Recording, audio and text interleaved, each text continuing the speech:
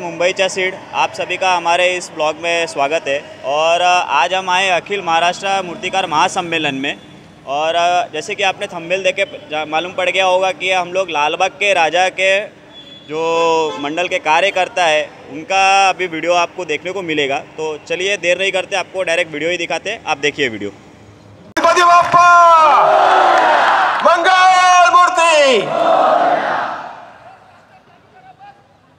आपल्या आजच्या कार्यक्रमाला माननीय लालबागचा राजा सार्वजनिक गणेशोत्सव मंडळ याचे मानद सचिव सुजिती साळवी साहेब या ठिकाणी उपस्थित आहेत। आपण जोरदार डान्सच्या गजरात त्यांचं स्वागत करूया। आणि खऱ्या अर्थाने आज ज्या राजाची जगभरात ख्याती आहे, ओळख आहे, त्याचा आशीर्वाद आपल्या पाठीशी आहे, त्याचे मानद सचिव आहेत। आणि एक आम्हा सर्व मूर्तिकारांच्या पाठी खंबीरपणे उभे आहेत ते म्हणजे आमचे सुधीर भाऊ साळवी यांचं आम्ही जोरदार डान्स करत स्वागत करूया। मी सुधीर साळवी साहेब यांना विनंती करतो की आपण आपल्या सर्व या मूर्तिकारांशी संवाद साधायचा आहे। मान्य सुधीरजी साळवी साहेब।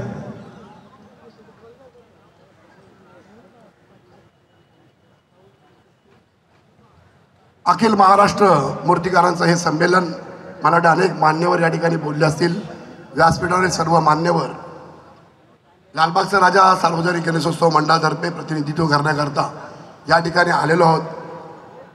पाठिंबा देण्याकरता वगैरे आलेलो नाहीत, कारण हा आपला मित्रांनो एकत्रित लढा आहे। त्याच्यामुळे कुणी कुणाला पाठिंबा देण्याचा प्रश्न येत नाही, कारण सगळ्यांना आपल्याला एकत्र लढायचं आहे।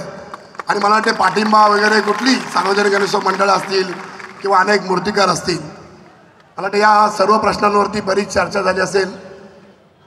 अनेक मान्यवर याच्यावरती बोलले असतील, काही तांत्रिक मुद्दे असतील, काही कायदेशीर बाबी असतील, पण याच्यावरती लवकरात लवकर तोडगा निघणं गरजेचं आहे। महाराष्ट्राच्या संस्कृतीतला हा एक महाराष्ट्राचा मुकुटमणी असलेला हा उत्सव आहे आणि मूर्तिकारांचं संपूर्ण पोट याच्यावरती चालतं। महाराष्ट्रामधील असंख्य मूर्तिकार या ठिकाणी दिसत आहेत, माझ्या भगिनी देखील या ठिकाणी दिसत आहेत। आणि आज या ठिकाणी रस्त्यावरती येण्याचं कारण सगळ्यांना माहीत आहे की कशा पद्धतीने हा लढा पुढे जातोय।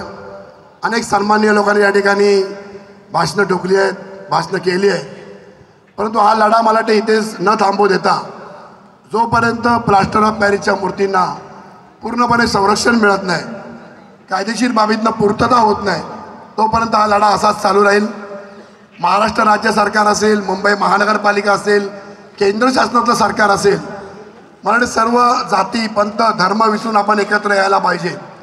कारण सार्वजनिक गणेशोत्सव मंडळांचं प्रतिनिधित्व करताना आज अनेक उत्सव मंडळं ज्या पद्धतीने या धार्मिक चळवळी चालवत आहेत, त्याचप्रमाणे मित्रांनो सामाजिक चळवळी देखील चालवत आहेत। हे अनेक उत्सव मंडळं आज सामाजिक चळवळ चालवत असताना कित्येक वर्ष 100 वर्ष काही उत्सव मंडळांना झालेली आहेत आणि सामाजिक चळवळ धार्मिक चळवळीबरोबर चालवतात। कारण 10 दिवस जरी गणेशोत्सव असला तरी 354 दिवस हा सार्वजनिक सामाजिक चळवळीचा उपक्रम चालवताना हे अनेक उत्सव मंडळं या महाराष्ट्रातील अखंड हिंदुस्थानामध्ये आपलं योगदान देत असतात।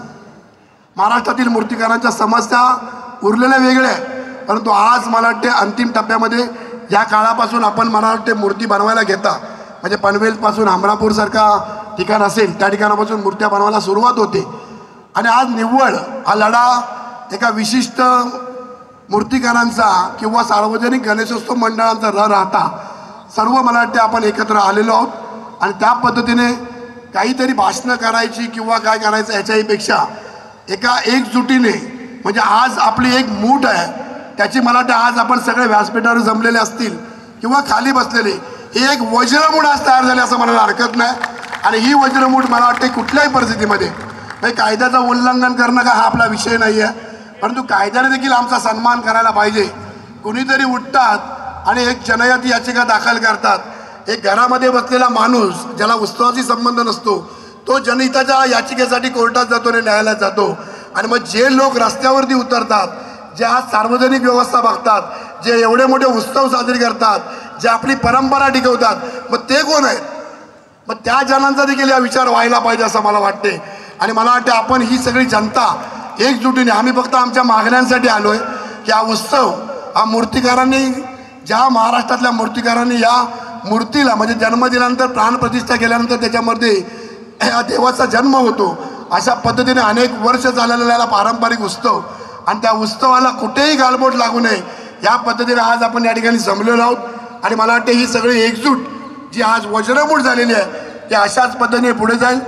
मला वाटते ज्या पद्धतीने या आज लढ्याचं अनेक लोक नेतृत्व करतात त्यांच्या हाताखाली ज्या पद्धतीने नेतृत्व आम्हाला देखील कोणती दिशा सांगतील किंवा ज्या दिशेने आम्हाला पुढे जायचं आहे त्या पद्धतीने मित्रांनो आज एवढाच शब्द या व्यासपीठावर देतो की लालबागचा राजा सार्वजनिक गणेशोत्सव मंडळाच्या वतीने आम्ही या संपूर्ण लढ्यामध्ये एकत्रित आहोत आणि संपूर्णपणे या एकजुटीने आपण संपूर्ण पुढे जाऊया एवढं मी या ठिकाणी वचनबद्ध होतो आणि इथेच थांबतो. जय हिंद, जय महाराष्ट्र, जय गणेश.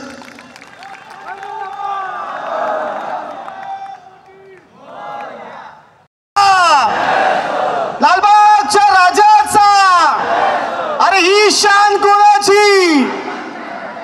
खूप खूप धन्यवाद सुधीर भाऊ. आपण या ठिकाणी वेळात वेळ काढून बरं फक्त सुधीर भाऊ आलेले नाही आहेत तर संपूर्ण आपल्या लालबागच्या राजाचे मानद सचिव असतील संपूर्ण कार्यकर्ते असतील सर्वजण या ठिकाणी उपस्थित आहेत. त्यांचे सुद्धा आपण जोरदार टाळ्यांच्या गजरात स्वागत करूया.